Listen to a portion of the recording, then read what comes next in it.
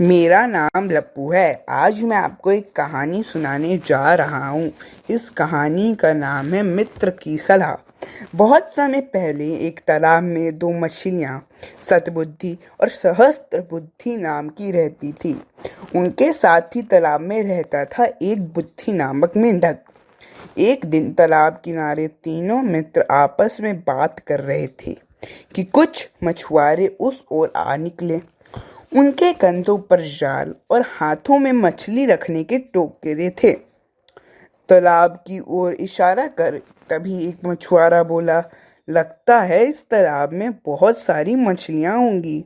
कल यहाँ आकर सब पकड़ ले जाएंगे। जब मछुआरे वहां से चले गए तो मेंढक बोला, मित्रों सुना तुमने? मछुआरे कल यहाँ आने को कह गए हैं। हमारी भलाई इसी में है कि तुरंत यह तालाब छोड़कर किसी अन्य तालाब की ओर कूच कर जाएं। तभी हमारी प्राण रक्षा होगी। लेकिन मछलियों की दृष्टि में मेंढक की बात की कोई अहमियत ही नहीं थी। यह सुनकर दोनों मछलियां हंस दी। सहस्त्रबुद्धि बोली, मेरा मानना तो ये है कि वे मछुआरे लौटकर अब इधर नहीं आएंगे। यदि आ भी जाएं तो हमें पकड़ नहीं पाएंगे, क्योंकि हम कुशल तैराक हैं और जानती है कि प्राण रक्षा कैसे करते हैं।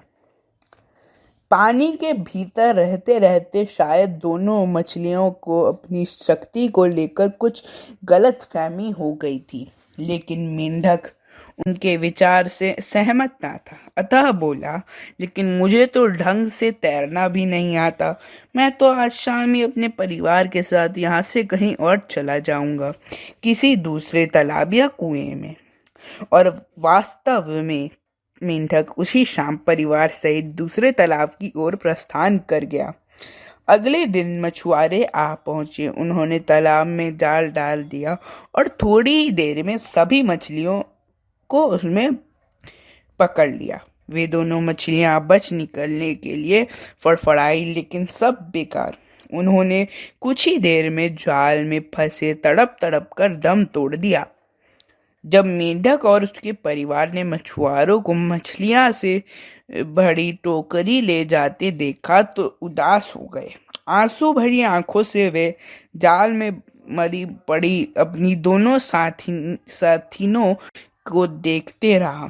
सीख, मित्र की सलाह अच्छी हो तो उस पर विचार करने में कोई बुराई नहीं। धन्यवाद। अगर आपको इस या पुस्तक या कोई अन्य पुस्तक लेना हो तो मैं आपको इनका लिंक डिस्क्रिप्शन बॉक्स में दे दूंगा। तब तक के लिए धन्यवाद।